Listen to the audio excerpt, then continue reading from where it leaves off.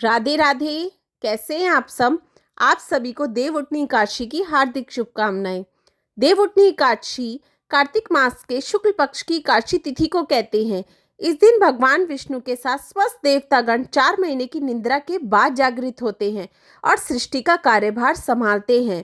इस दिन भगवान विष्णु की विधि विधान से पूजा की जाती है और उनकी प्रिय वस्तुओं का भोग लगाया जाता है। इसके साथ ही पूजा में देवउठनी एकादशी की व्रत कथा का पाठ किया जाता है।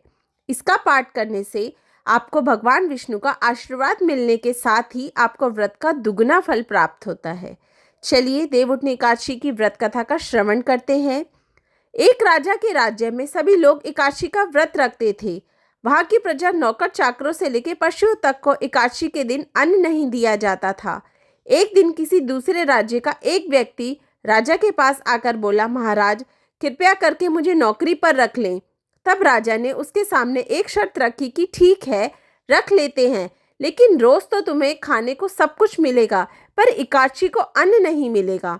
उस व्यक्ति ने उस समय हाँ कर ली, पर एकादशी के दिन जब उसे फलाहार का सामान दिया गया तो वह राजा के सामने जाकर गिड़गिड़ाने लगा, महाराज इससे मेरा पेट नहीं भरेगा, मैं भूखा ही मर जाऊंगा, मुझे खाने के लिए अन्न दे दो।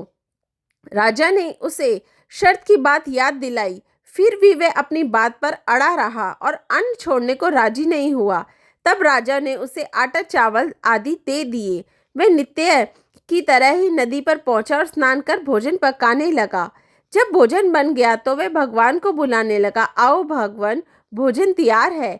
उसे बुलाने पर पीताम्बर धारण किए भगवान चतुर्भुज रूप में आ पहुंचे और प्रेम से उसके साथ भोजन करने लगे।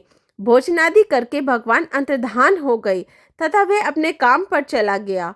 15 दिन बाद एकादशी को वह राजा से कहने लगा कि महाराज मुझे दुगना सामान दीजिए। उस दिन तो मैं भूखा ही रह गया।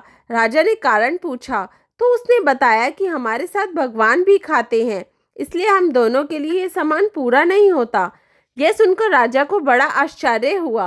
वह बोला, मैं नहीं मान सकता कि भगवान तुम्हारे साथ खाते हैं। मैं तो इतना व्रत रखता हूँ, पूजा करता हूँ, पर भगवान ने मुझे कभी दर्शन नहीं दिए। राजा की बात सुनकर वह बोला, महाराज यदि विश्वास ना हो तो साथ चलकर देख लें। राजा एक पेड़ के पीछे छुपकर बैठ गया। उस व्यक्ति ने हर रोज की तरह भोजन बनाया और भगवान को शाम तक पुकारता रहा, फिर भगवान ना आए। अंत में उसने कहा, हे भगवान, यदि आप नहीं आए तो मैं नदी में कूदकर प्राण दे दूंगा। फिर भी भगवान नहीं आए। तब वह प्राण त्यागने के उद्देश्य से नदी की तरफ बढ़ा। प्राण त्यागने का उसका दृढ़ इरादा जान शीघ्र ही भगवान ने प्रकट होकर उसे रोक लिया और साथ बैठकर भोजन करने लगे। खा पीकर वह उसे अपने विमान में बिठाकर अपने धाम ले गए।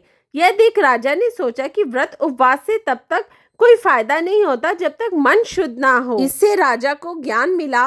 वह भी मन से व्रत उपवास करने लगा और अंत में स्वर्ग को प्राप्त हुआ। देवउठनी एकादशी की एक दूसरी व्रत कथा भी है, हम उसका भी श्रवण करते हैं।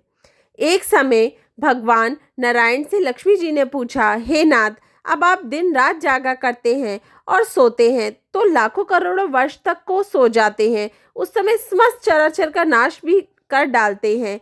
अतः आप नियम से प्रतिवर्ष निद्रा लिया करें, इससे मुझे भी कुछ समय विश्राम करने का समय मिल जाएगा। लक्ष्मी जी की बात सुनकर नारायण जी मुस्कुराए और बोले, हे देवी, तुमने ठीक कहा, मेरे जागने से सब देवों को और खासकर तुमको कष्ट होता है। तुम्हें मेरी सेवा से जरा भी अवकाश नहीं मिलता, इसलिए तुम्हारे कथनानुसार आज से मैं प्रतिवर्ष 4 मास वर्षा ऋतु में शयन करूंगा। उस समय तुमको और देवगणों का अवकाश होगा। मेरी यह निद्रा अल्प निद्रा और प्रलयकालीन महानिद्रा कहलाएगी। यह मेरी अल्प निद्रा मेरे भक्तों को परम मंगलकारी, उत्सवप्रद तथा पुण्यवर्धक होगी। इस काल में मेरे जो भी भक्त मेरे शयन की भावना कर मेरी सेवा करेंगे और शयन और उत्पात के उत्सव आनंद पूर्वक आयोजित करेंगे, उनके घर में तुम्हारे सहित निवास करूंगा। देवउठनी एकादशी की व्रत कथा समाप्त हुई। राधे राधे।